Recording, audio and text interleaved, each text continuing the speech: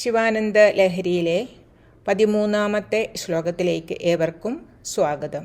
ഈ വീഡിയോയിൽ 13ാമത്തെ ശ്ലോകം, അതിൻ്റെ അർത്ഥം, വ്യാഖ്യാനം, അതേപോലൊക്കെ വ്യാകരണാംശത്തിൽ ഋകാരാന്ത സ്ത്രീലിംഗ സുശ്രു ശബ്ദത്തിൻ്റെ സുബന്ധരൂപങ്ങളും ഋകാരാന്ത സ്ത്രീലിംഗ മാതൃ ശബ്ദത്തിൻ്റെ സുബന്ധരൂപങ്ങളും പഠിക്കുന്നുണ്ട്.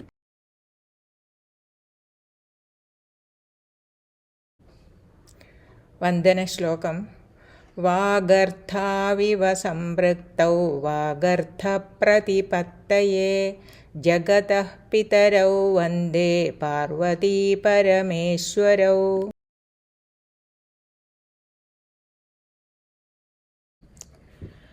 പതിമൂന്നാമത്തെ ശ്ലോകം. അസാരേ സംസാരേ നിജഭജന ദൂരേ ജഡധിയാ ഭ്രമന്തം മാമന്ധം പരമകൃപയാ പാതുമുചിതം. മദന്യഃ കോ ദീനസ്തവ കൃപണരക്ഷാതി നിപുണസ്ത്വദന്യഃ കോ വാ മേ ത്രിജഗതി ശരണ്യഃ പശുപതേ. പദച്ഛേദഃ. അസാരേ സംസാരേ നിജഭജനദൂരേ ജഡധിയാ ഭ്രമന്തം മാം അന്ധം പരമകൃപയാ പാതും ഉചിതം. മത് അന്യഃ കഃ ദീനഃ തവ കൃപണരക്ഷാതി നിപുണഃ ത്വത് അന്യഃ കഃ വാ മേ ത്രിജഗതി ശരണ്യഃ പശുപതേ.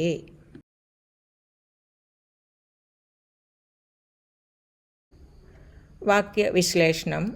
ഈ ശ്ലോകത്തിൽ നേരിട്ട് ഒരു ക്രിയാപദവുമില്ല. നമ്മൾ ശ്ലോകത്തിൻ്റെ അർത്ഥം നോക്കുന്ന സമയത്ത് ക്രിയാപദം നമുക്ക് ചേർത്ത് കൊടുക്കാവുന്നതാണ്. സംബോധന പശുപതേ. സുബന്ധരൂപങ്ങൾ നോക്കാം. അസാരേ അകാരാന്ത പുല്ലിംഗ, അസാര സപ്തമി ഏകവചനം. ഇത് ബാല ശബ്ദത്തിൻ്റെ സുബന്ധരൂപങ്ങൾ നമ്മൾ പഠിച്ചു. അതേ രൂപങ്ങൾ തന്നെയാവും ഇതിനും ഉണ്ടാവുക.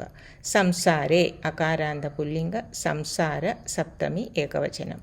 സംസാരേ എന്ന ശബ്ദത്തിൻ്റെ വിശേഷണമാണ് അസാരേ. അതുകൊണ്ട് തന്നെ രണ്ട് ശബ്ദങ്ങൾക്കും ഒരേ ലിംഗ വചന വിഭക്തി ആവും ഉണ്ടാവുക. നിജഭജന ദൂരേ അകാരാന്ത പുല്ലിംഗ, ദൂര സപ്തമി ഏകവചനം. ഇത് സമസ്ത പദമാണ്. ജഡധിയ ഈകാരാന്ത സ്ത്രീലിംഗ ധീഹി ശബ്ദത്തിൻ്റെ തൃതീയ ഏകവചനം. ധീഹി ബുദ്ധി എന്ന അർത്ഥം. ജഡധിയ എന്ന് പറഞ്ഞാൽ ജഡബുദ്ധിയാൽ എന്ന അർത്ഥം. ഇത് നമ്മൾ പഠിച്ചിട്ടില്ല. സുബന്ധരൂപങ്ങൾ പഠിക്കും. ഭ്രമന്തം നകാരാന്ത പുല്ലിംഗ, ഭ്രമൻ ശബ്ദത്തിൻ്റെ ദ്വിതീയ ഏകവചനം. മാം ദകാരാന്ത സർവനാമ യുഷ്മത് ശബ്ദത്തിൻ്റെ ദ്വിതീയ ഏകവചനം. അന്ധം അകാരാന്ത പുല്ലിംഗ, അന്ധ ദ്വിതീയ ഏകവചനം. പരമകൃപയാ ആകാരാന്ത സ്ത്രീലിംഗ, കൃപാ തൃതീയ ഏകവചനം. ഇത് നമ്മൾ പഠിച്ചിട്ടുണ്ട്. സീത ശബ്ദത്തിൻ്റെ സുബന്ധരൂപങ്ങൾ പഠിച്ചു. അതേ സുബന്ധരൂപങ്ങൾ തന്നെയായിരിക്കും കൃപ എന്നുള്ള ശബ്ദത്തിനും ഉണ്ടാവുക. ഇതൊരു സമസ്ത പദമാണ്.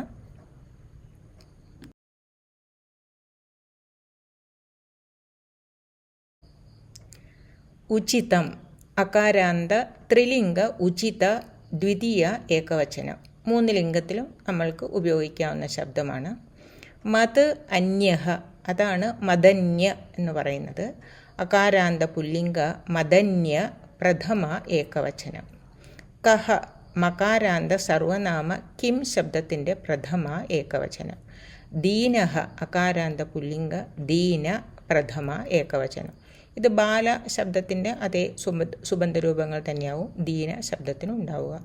തവ ദകാരാന്ത സർവനാമ യുഷ്മത് ശബ്ദത്തിൻ്റെ ഷഷ്ടി ഏകവചനം. കൃപണരക്ഷാതി നിപുണഃ സമസ്ത പദമാണ്. അകാരാന്ത പുല്ലിംഗ, നിപുണ പ്രഥമ ഏകവചനം. ത്വത് അന്യഃ അതാണ് ത്വദന്യഃ എന്ന് പറയുന്നത്. അകാരാന്ത പുല്ലിംഗ, ത്വദന്യ ശബ്ദത്തിൻ്റെ പ്രഥമ ഏകവചനം. കഹ മകാരാന്ത സർവനാമ കിം ശബ്ദത്തിൻ്റെ പ്രഥമ ഏകവചനം. മേ ദകാരാന്ത സർവനാമ അസ്മത് ശബ്ദത്തിൻ്റെ ഷഷ്ടി ഏകവചനം. ത്രിജഗതി തകാരാന്ത നപുംസകലിംഗ, ജഗത് ശബ്ദത്തിൻ്റെ സപ്തമി ഏകവചനം. ശരണ്യഃ അകാരാന്ത പുല്ലിംഗ, ശരണ്യ പ്രഥമ ഏകവചനം. അവ്യയങ്ങളാണ് പാതും വാ.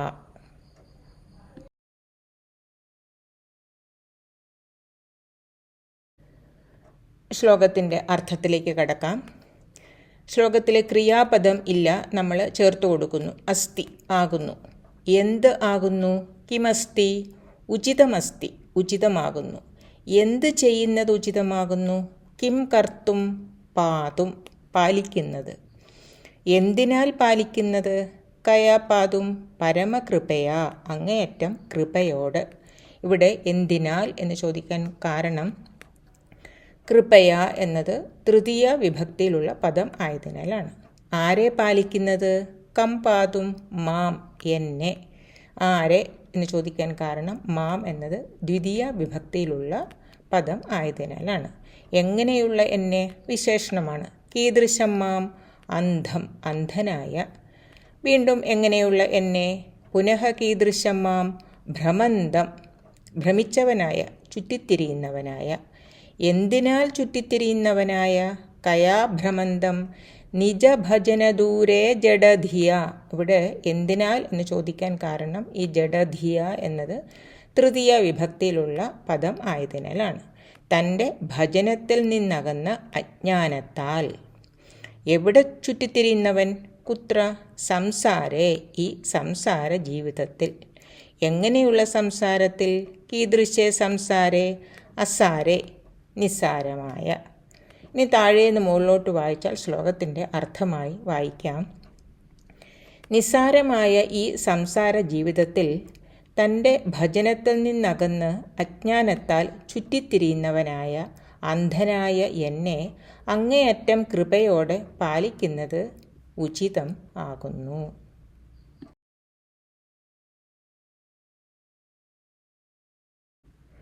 അപ്പോൾ ശങ്കരാചാര്യർ ഭഗവാനോട് പറയുകയാണ്, നിസ്സാരമായിട്ടുള്ള ഈ സംസാരത്തിൽ ജഡബുദ്ധിയാൽ അജ്ഞാനത്താൽ അന്ധനായ എന്നെ പാലിക്കേണ്ടത് അങ്ങയുടെ കടമയാകുന്നു. ഇനി അതിൻ്റെ കാരണം പറയുകയാണ്.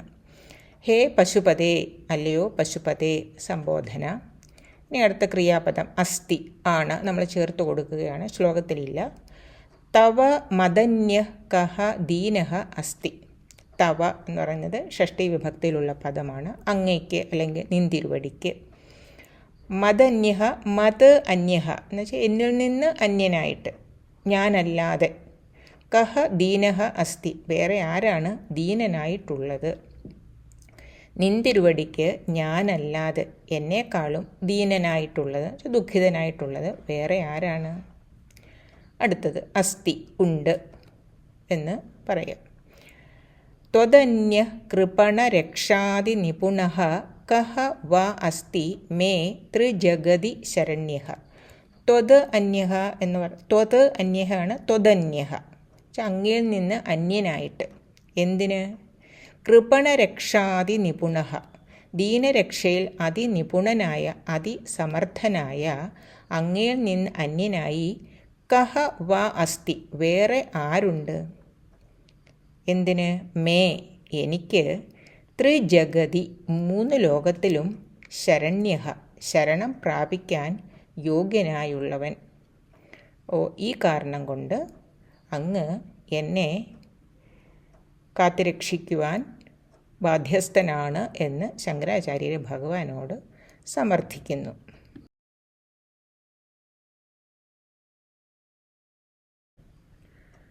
അന്വയ രചന. അസാരേ സംസാരേ നിജഭജനദൂരേ ജഡധിയാ ഭ്രമന്തം അന്ധം മാം പരമകൃപയാ പാതുമുചിതമസ്തി. ഹേ പശുപതേ, തവ മദന്യഃ കഹ ദീനഃ അസ്തി? ത്വദന്യഃ കൃപണരക്ഷാദിനിപുണഃ കഹ വ അസ്തി മേ ത്രിജഗതി ശരണ്യഃ. ശ്ലോകത്തിൻ്റെ അർത്ഥം.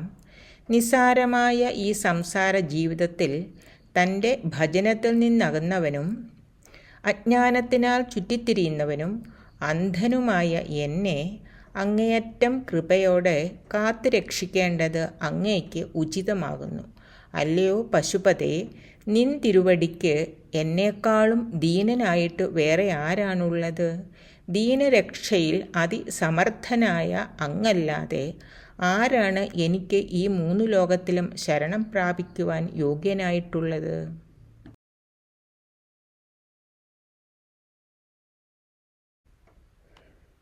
അടുത്തത് ശ്ലോകത്തിൻ്റെ വ്യാഖ്യാനം. ശ്രീ നൊച്ചൂർ സ്വാമിയുടെ വ്യാഖ്യാനമാണ് ഇവിടെ ഞാൻ എഴുതിയിരിക്കുന്നത്. നിജഭജനം.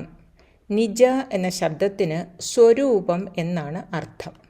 തൻ്റെ വാസ്തവമായ സ്വരൂപമാണ് ശിവൻ. ആത്മധ്യാനമാണ് ശിവഭജനം. ഇതാണ് ഈ ലോകത്തിൽ കർത്തവ്യമായിട്ടുള്ളത്. ഇനി അടുത്തത് അസാരേ സംസാരേ. ഭഗവത്ഗീതയിൽ ഭഗവാൻ പറയുന്നു, അനിത്യമസുഖം ലോകമിമം പ്രാപ്യ ഭജസ്വ മാം. ലോകം അനിത്യമാണ്, അസുഖകരവുമാണ്. ഇവിടെ വന്ന് ജനിച്ചുപോയി. ഇനിയും കർത്തവ്യമായിട്ടുള്ളത് ഭഗവത് ഭജനം മാത്രമാണ്. ജഡധിയാ ഭ്രമന്തം അന്ധം മാം. ആധ്യാത്മമായ കണ്ണ് തുറക്കാത്തവനാണ് അന്ധൻ. പുറം കണ്ണുകൾക്ക് കാഴ്ചയില്ലാത്തവൻ അല്ല ഇവിടെ ഉദ്ദേശിക്കുന്നത്. ആധ്യാത്മമായ കണ്ണ് തുറക്കാത്തവനെയാണ് ഇവിടെ അന്ധൻ എന്നതുകൊണ്ട് ഉദ്ദേശിക്കുന്നത്. യസ്യ നാസ്തി സ്വയം പ്രജ്ഞ ശാസ്ത്രം തസ്യ കരോതി കിം. വിവേകമില്ലാത്തവന് ശാസ്ത്രം പോലും പ്രയോജനപ്പെടില്ല. ജഡബുദ്ധിയാണ് അവിദ്യയുടെ ഫലം. തമോ ഗുണം ബാധിച്ച ബുദ്ധിക്ക് ശരീരം മാത്രമാണ് വിഷയമാകുന്നത്. ആധ്യാത്മ അനുഭവങ്ങളൊന്നും തന്നെ കാര്യമല്ല. കൃപണരക്ഷാതി നിപുണ ത്വതന്യ കോ വാ മേ. ആത്മജ്ഞാനമില്ലാതെ അജ്ഞാനം കൊണ്ട് സംസാരത്തിൽപ്പെട്ട് വിഷമിക്കുന്നവരെ രക്ഷിക്കുന്നതിൽ കുശലനായി ഭവാനല്ലാതെ മറ്റാരുണ്ട്? ആത്മവിചാരത്തിന് ശക്തിയില്ലാതെ ബുദ്ധി ജഡവിഷയങ്ങൾക്ക് പുറകെ ഭാവനാരഥത്തിലേറി സഞ്ചരിക്കുകയാണ്. കൃപണ എന്ന ശബ്ദത്തിന് ഉപനിഷത്ത് പറയുന്ന അർത്ഥം ഈ ലോകത്തിൽ ജനിച്ച് ആത്മജ്ഞാനമില്ലാതെ ജീവിക്കുകയും അങ്ങനെ തന്നെ മരിച്ചു പോവുകയും ചെയ്യുന്ന ആളെന്നാണ്. കൃപണരക്ഷയിൽ നിപുണനായ ഭഗവാൻ തന്നെയാണ് ഭക്തൻ്റെ ഏക ആശ്രയം. ഇതാണ് നൊച്ചൂർ സ്വാമിയുടെ വ്യാഖ്യാനം.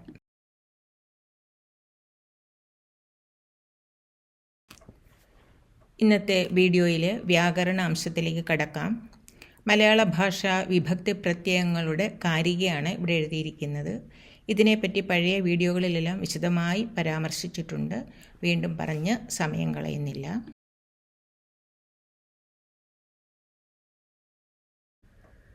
സംസ്കൃത ഭാഷ വിഭക്തി പ്രത്യയങ്ങൾ, സുബന്ധരൂപങ്ങൾ, ഇതിനെപ്പറ്റിയെല്ലാം പഴയ വീഡിയോകളിൽ വിശദമായി പരാമർശിച്ചിട്ടുണ്ട്.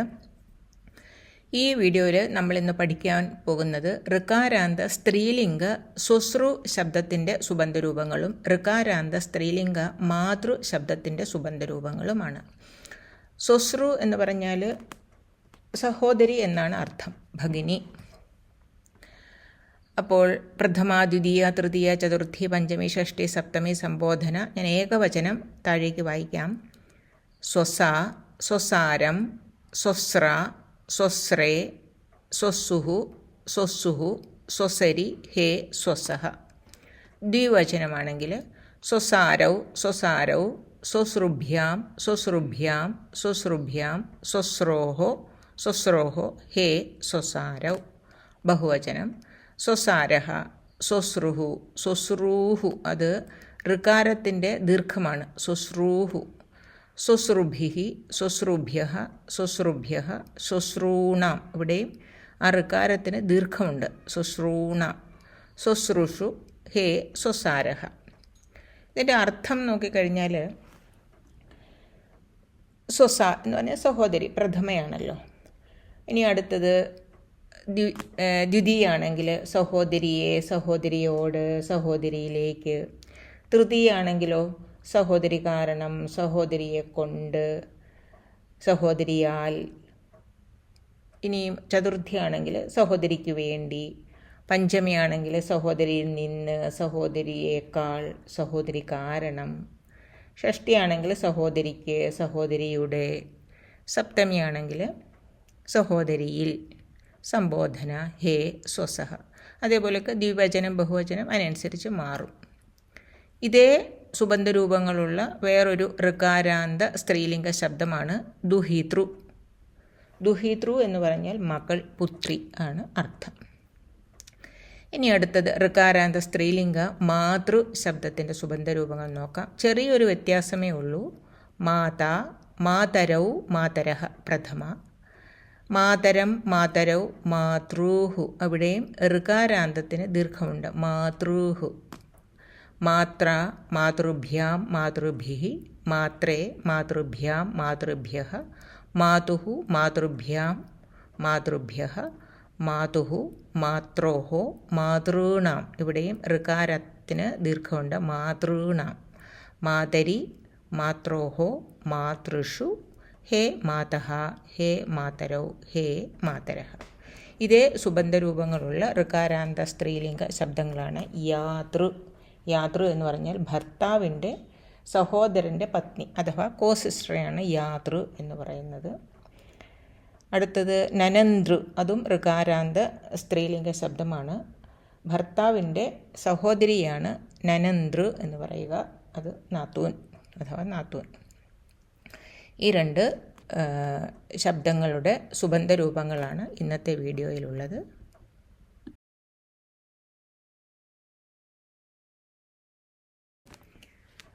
മംഗളശ്ലോകത്തോടെ ഇന്നത്തെ വീഡിയോ അവസാനിപ്പിക്കാം. ഓം സഹനാവവതു സഹനൗ ഭുനക്തു സഹ വീര്യം കരവാവഹൈ തേജസ്വിനാവധീതമസ്തു മാ വിദ്വിഷാവഹി. ഓം ശാന്തി ശാന്തി ശാന്തി.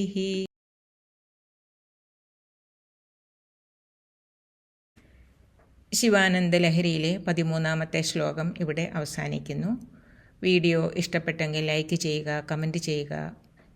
മറക്കാതെ ചാനൽ സബ്സ്ക്രൈബ് ചെയ്യുക. 14ാമത്തെ ശ്ലോകവുമായി വീണ്ടും കാണാം. അതുവരേക്കും എല്ലാവർക്കും നന്ദി, നമസ്കാരം. ശിവം ശിവകരം ശാന്തം ശിവാത്മാനം ശിവോത്തമം ശിവമാർഗപ്രണേതാരം പ്രണതോസ്മി സദാശിവം. ഓം തത്സത്.